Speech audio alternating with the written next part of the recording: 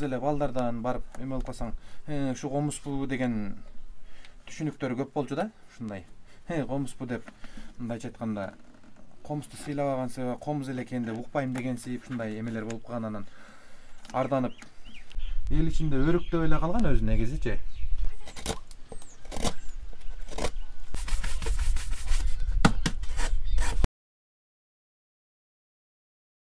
Ассаламу алейкум, жалпы ушул YouTube колдонуучулары. Бүгүн биз мына ушундай өзгөчө өнөрдүн нээсинде болгон, ошондой эле интернет айдыңында өзгөчө бир популярдуулукту күндөн күн сайын жаратып аткан адамдын дагы бир өнөрү бар экендигине көз чаптырып кеткенге келдик. Албетте ар дайым биз менен болуңуздар, жана ошондой эле подписка бөлүмүнө сөзсүз түрдө подписка болуп, лайк койгонду жана ошондой эле ой пикириңиздерди калтырганды дагы эсиңиздерден чыгарбаңыздар деп кетели. Анда биз кеттик. Жалпы жуманын дагы кандай өнөрлөрү бар экен билип арыктылып колуң башкагың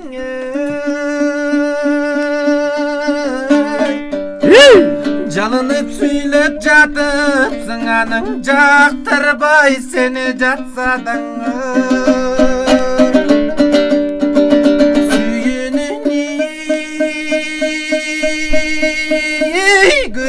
керемет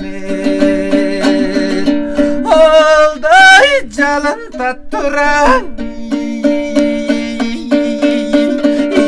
башкага. Бүгүндө комузга мындай сизге чаап бер деген адамдар көппү? Суроо талаптар болот, бирок көп эмес. Көп деп айтууга деле кыйын. Негизи болот чаап бер дегендер. Жылына 10 комуз, 15 комуз болуп калат. Мен мол комузду чоң кылып жасагандыгы үчүн аябай эле аз түшөт суроо талап. Бул комузду ар бир эле комузчу черте албайт деп билем мен. Жөнөкөй кылып комуздай кылып чертсе жарай берет. Ушундай кылып чертип жүрө берет. Анан көпчүлүк көп эле комузчулар буну эптебей албастан эле көп жерлерге барганда комузчуларды эле жолуктурам. Көп той топурга да катышып калганда. Бирок черте албастан эле кыйналып калышат. Аябай дегенде мунга эмнеге дегенде ал ошентип ургулап сокулап чертиш үчүн аябай техниканы талап кылат. Өтө эле күчтүү техника, өтө эле күчтүү болуш керек. Комузду түшүнө билиш керек. Жаңы үйрөнгөн кичине чертип бир 3-4 күнү черткенде көбүнчө эптей албай калышат. Музыкальныйды бүтүп келген, окуп жүргөндөр бардыгы черте алышат. Чертип көрүшүп аябай баа беришет. Жакшы комуз экен. Ушундай кылып жасаган бир тепкичке аттагандыгы комуздун деп жакшы баа берип, чын пикирлерин айтып калышат. Өзүлөрүнүн алкыштарын, баталарын беришет. Бир комузду жасаганыңыздын эмнеги акысы канча турат? Бир комузду келишимге байланыштуу. Анан могу чоң комуздарды мен көбүнчө эле 10 миңден жогору сатам. Эмнеге дегенде бул туюк чабылат, анан аябай эмгекти көп талап кылат. Убакыт дагы көп кетет, эмгек дагы көп кетет. Анан көбүнчө эле мен станокко дагы салбайм, муну туюк чапкандыгы үчүн көбүнчө эле колго чаап, илгерки ата бабасынын ыкмасын көбүрөөк колдонууга аракет кылам. Анан ичтерин тазалаганда дагы кол менен тазалайм көбүнчө. Арык салып дегендей. Азыркы бизкилер заманбап комуздарды заманбап усталар жөнөкөй эле кылып станок менен эле таптаза кылып тазалап коюп атпайбы? Менде андай эмес. Мен ошо арык салып чыгам атайлап. Өңгүл кылып, бирок арыкты сөзсүз түрдө шлифовать деп коет. Ошону маздачка менен иштеп чыгам. Жүнгө окшоп, баягы килемдин баласына деп коет, ошого окшогон нерселер, үндү кыса турган нерселер, үндү жаңыртпай турган нерселер калып кетпей турган кылып, бирок арыгы калат. Ошо арыктардын суу аккандай эле колотко деле кыйкырсаң колоттон колотко жаңыргандай эле bunun ичинен дагы ошо майда кылып арыкча кылып таштаганынан ошо үнү жаңырып, комуздун үнү аябай коңур жана кооз чыгат.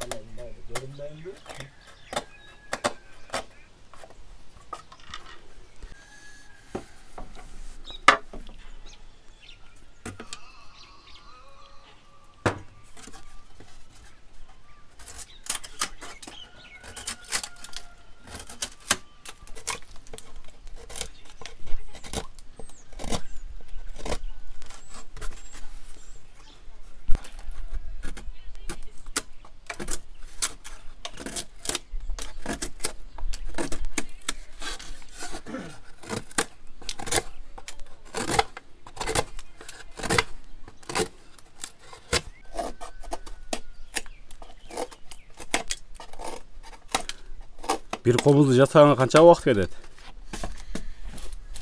2 жұма, 3 жұма уақыт кетеді. Құрғатып. Өз негізі аз эле кетеді. Күндө 1 саат, 2 сааттан болуп отырып.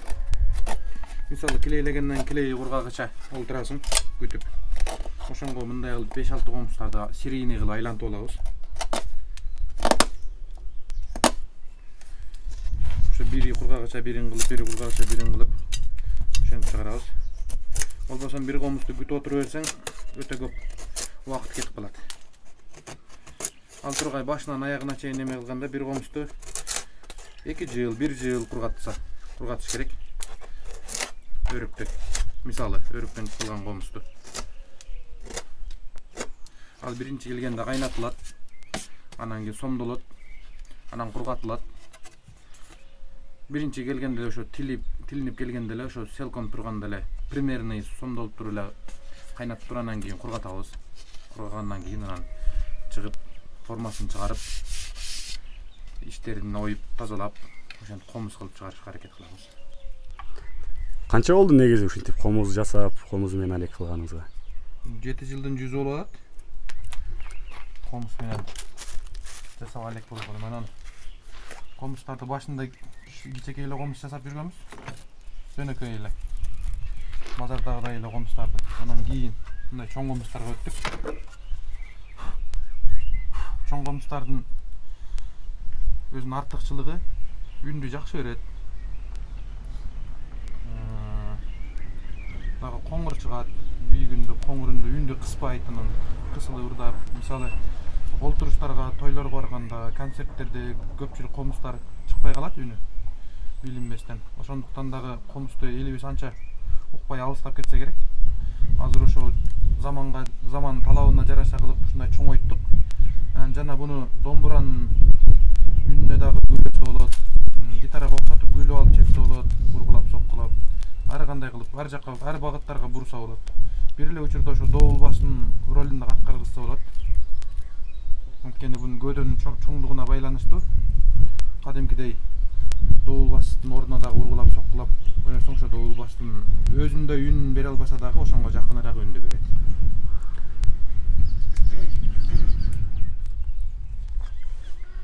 Азыркы учурда кайсыл комузга болгон суроо талап көп? Термелерди аткарып жүргөн комуздаргабы же мына ушундай обондуу жанагы өзүңүз ырдап жүргөн, уруп ырдап жүргөн комуздарга талап күчөп атабы? Эми талап азыр жаш муун жакшы талап кылып атат, жаштарга деп. Кичинекей комуздар. Анан чоңдордон талабы ушугу чоң комуздарга азыр көп аябай. Анткени бардык эле интернет булагынан дагы кичине көрүп калышты окшойт. Ошо комуз кандай болду экен деп кызыгып сурагандар бар. Албетте жасагандарга жасап берип атабыз. Алгандар алат, кээ бирлери кызыгып эле сурап ошомойдон калат, кээ бирлери алат. Ошондой. Анан бул комустун дагы жасалышы туюк жасалат. Курама болбойт. Курама кылса сынып кетет. Мисалы ургулап, соккулап эме кылганда күч келет кадимкидей эле комузга. Ошондо сынып кетет. Ошо сынбаш үчүн биз туюк чыгарабыз. Ясин дарактан, өрүк дарактан, алмурут, клеон деп кочунар терек. Ошо зараңдан, акация деп коет орусчасын. Ошолордон жасайбыз. Ошо акация комуздар, өрүк комуздар, ошо эмелер бардыгы туюк чыккан. Ошо туюк комуз негизи жарайт. Башка жумшак такталардан жасай элекпиз пока. Жасап көрө элекпиз. Дарактардын арасынан эң жакшы дарак кайсыл комузга жакшы? Эң жакшы комузга жакшы деген эми ар кимдин көз карашы ар башка. Эл ичинде өрүк деп эле калган өзү негизичи. негизи мен андай деп ал нерсеге кошулбайм. Демек эли устазынан эле зависит. Устазы кыябын келтирип чапса, ошо зараңдан деле бардык эле такталардан, мисалы, бардык эле музыкалдык такталардан жакшы үн чыгат. Ошо өрүктөн кандай чыкса ошондой эле. Анан мага эң жакканы арча комуз чыгат. Арча комуздун үнү аябай жумшак, үндү кыспайт. Тональность да аябай мындай ачык тональность да үндү кыспайт. Андан кийинки мына Ясин деген дарак, ушул дарак жагат. Ушул дарак да аябай үндү кыспайт. Аябай жеңил кылып берет тональностьтарды. Өрүк албетте өрүк жагат. Эми өрүк эл ичинде калыптанып калган үчүн эми өрүк биринчи эле орунда деп ойлойм.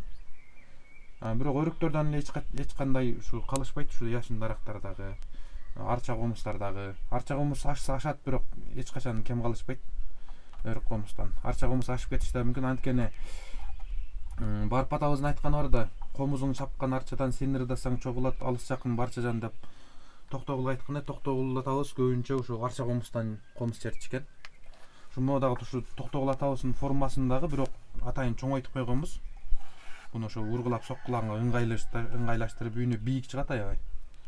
Ошону ыңгайлаштырып койгонбуз. Токтогулдун комузунун формасы менен бүгүнкү күндөгү комуздардын формасынын айырмачылыгы эмнеде? Эмне үчүн Токтогулдун комузу башкача формада жасалып калган? Салттуу биздин комузду байкашыбызча формасы бөлөк бүгүнкү күнгө чейин сакталып келет. Эми илгери азыр мына комузго биз азыр заманбапка жараша кылып, заман талабына жараша кылып атайын чоң кылып койдук. Өзү негизи бул кичинекей эле комуз болот, мындай коондун фигурасы сыяктуу. Ал атабыз чапандын жеңине мындай салып алып, анан кийин кайсыл жерде болсо ошол чапандын жеңинен сууруп чыга алып, айтышып ырдашып кетишкен. Ошону ыңгайлаштырып жасаганга, биягын тоголок кылбастан ушундай фигура кылган болса керек деп ойлойм.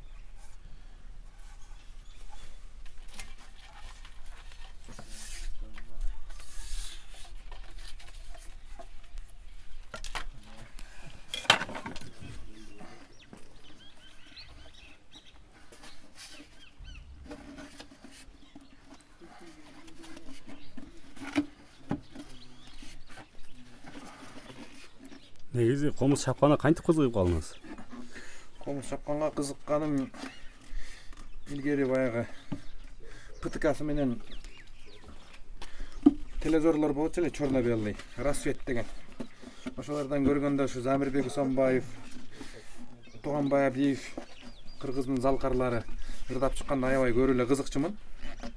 Анан ошондон кийин жүрүп эле чоңоюп, мына 2013 жылдан баштап комузга кызыгып, комуз кармап, өзүм комуз жасап, ошондон жасап биринчи жасаган комуздарымдын 7 комузга чейин жасай албастан комуз болуп чыкпай калган тилекке каршы.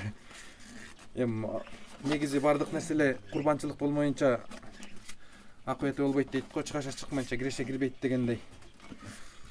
Ошентип жасап жүрүп, ошону кемчиликтерин көрүп, анан интернет тармактардан жасагандарды көрүп кичине. Анан бул жактан эл ичиндеги да комуз чаап жасагандарга барып кеңеш алып, ошентип жүрүп үйрөнүп алдык. Азыр болсо жакшы, азыр ушул чоң добулбас комуз деп коебуз биз, өзү негизи балбан комуз деп аталып коебуз. Ушу комуздарды жасаган Кыргызстан боюнча азыр жалгыз эле мен эле болтам. Муну четкен адамдар негизи көп. Бирок жасагандардын ушу жалгыз пока мен эле болтам. Ушу буюрса келечекте ушу комузга суроо талап көбөйсө, дагы башка усталар дагы ушундай комуздарды жасай баштаса керек деп ойлойм. Бул дагы кыргыздын комузунун бир тепкичке үстүгө аттаган деп эсептейм мен. Эми ар ким ар кандай түшүнөт экен, соц тармактарда деле айтышат, комуздун өзүнүн деңгээлинде калып, комуз мойдон калыш керек деп. Комузду комуз мойдон укпастан зарубежныйлердин ырын угуп кетип атпайбызбы? Анан ошонго комузду дагы башка инструменттер деле, башка музыкалдык аспаптар деле жет эле нота, комуз деле жет эле нота, ошолар менен черткен музыкаларды комуз менен эле чертсе болот деген түшүнүктү элге жеткизейли деген идея менен гана жасап баштаганбыз бул комузду. Ошол социалдык тармактарга сиз чыккандан бери ар кандай ой пикирлер жаралууда? Анан ушул комузду уруп чертпей эле койсоң болмок эле да, комузда эле черткен жакшы да деген ар кандай дагы бир ой пикирлер болуп жүрөт. Анан негизи эле эң алгачкы бул комузду черткениңиз, уруп чертишиңиздин себеби эмне? Кайсыл жактан үйрөндүңүз эле мындай өзгөчөлүктү, же өзүңүз ойлоп тапкансызбы? Жок, буну негизи Өзüm ойлап тапкан эмесмин. Кочкор Ата шаарынан Гүлчөрө Жээнтаев деген кыйын комузчу күүчү бар. Ошол устазым болот. Ошондон барып жанында олтуруп үйүнө бир күн жатып үйрөнүп келгем. Ошондон бери ушинтип чертебиз. Бунтип чертип калгандын себеби көп жерлерге барганда өзүбүздүн эле ушу жаш муундар кыргыз эле кыздардан, кыргыз эле балдардан барып эме болуп калсаң, ушу комузбу деген түшүнүктөр көп болчу да. Ушундай комузбу деп мындайча айтканда комузду сыйлабаган себеби комуз эле экен деп укпайм дегенсип ушундай эмелер болуп калган. Анан арданып эмнеге комузду кыргыз болуп туруп комузду укпайт дегендей кылып арданып анан ошо өзүм дагы изденип баштагам. Комузду дагы бир башка багыттарда чертсе болот бекен деп. Көрсө ошо болот экен. Анан ошентип чертип жүрүп, ал агайым кичинекей эле комузду ургулап, сокулап чертип жүрчү, жөнөкөй эле комузду. Комуздун көп эле тут келбестен сынып, талкаланып эле ушундай болчу. Бул комузду ошо чоң кылып, ошо ургулап, сокулап черткенге ыңгайлаштырып жасалган да бул. Буну ургуласаң да, сокуласаң да эч нерсе болбойт. Ошо замандын талабына жараша эле болуп уруп согуп чертип калганбыз.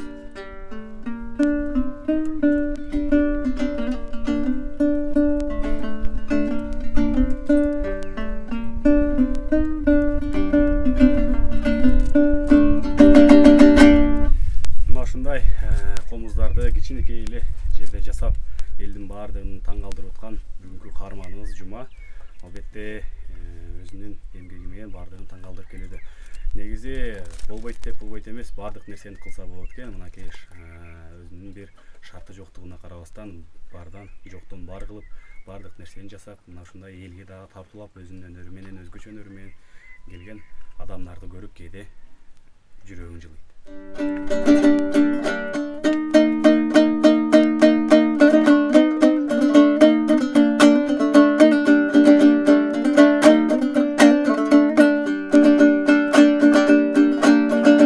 Karikten kanan orundan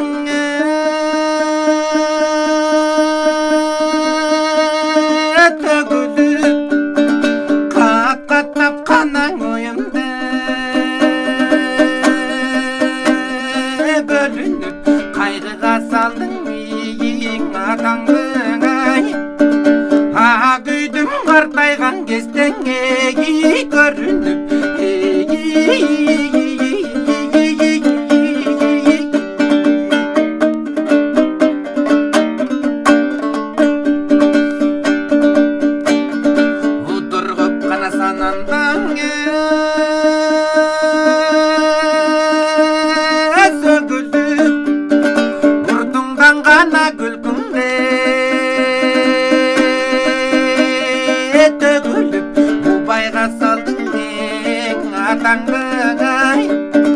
Attingay men ulgaygan kezden görünüp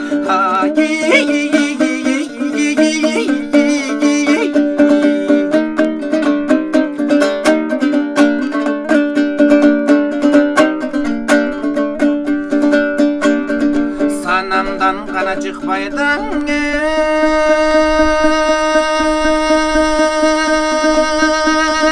kıyalım sarı sanmal gana cıttı da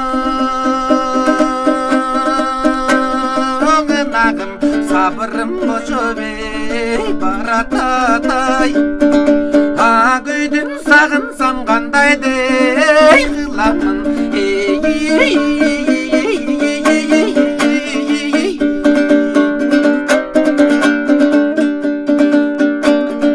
can algıç kana cedip